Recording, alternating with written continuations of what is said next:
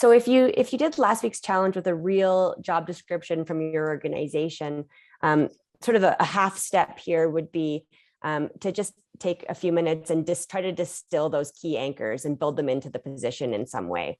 For Upper Philadelphia, for example, Tim and I actually included those anchors in a section called Who Should Apply. And so it really made it very clear. And then if there was qualifications or things that were, also thought to be essential, then those were in sort of the next heading. So that was how we used it, but that doesn't mean that that's how it might make the most sense for you. So this week's weekly challenge with last week's in mind, we're encouraging you to really think about the KSAs and the key anchors, think about your mapped networks in relation to the particular role. So this next bullet you'll see on the page just talks about, what we mean by network.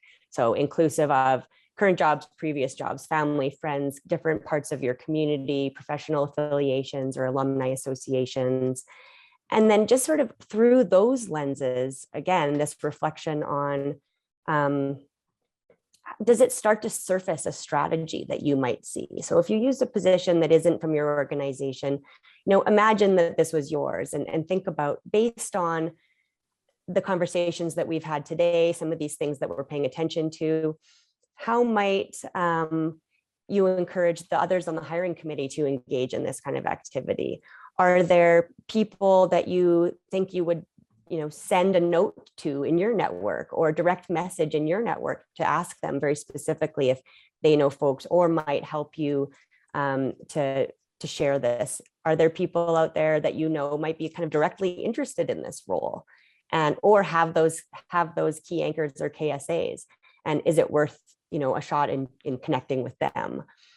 And also kind of where are these people hanging out? There are lots of different boards and resources, especially coming out that are BIPOC specific. And so what does your list of sourcing places look like? What is your list of how the network can support you look like?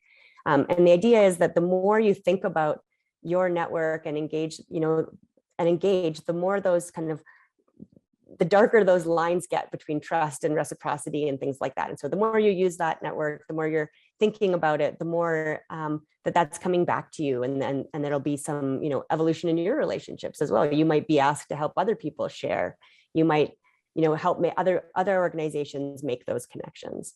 And then the easier it will be, because it'll be more front of mind for you to look at another set of KSAs or another set of key anchors and draw. So it's just kind of expanding that radar screen of who's in your network and how that network is functioning.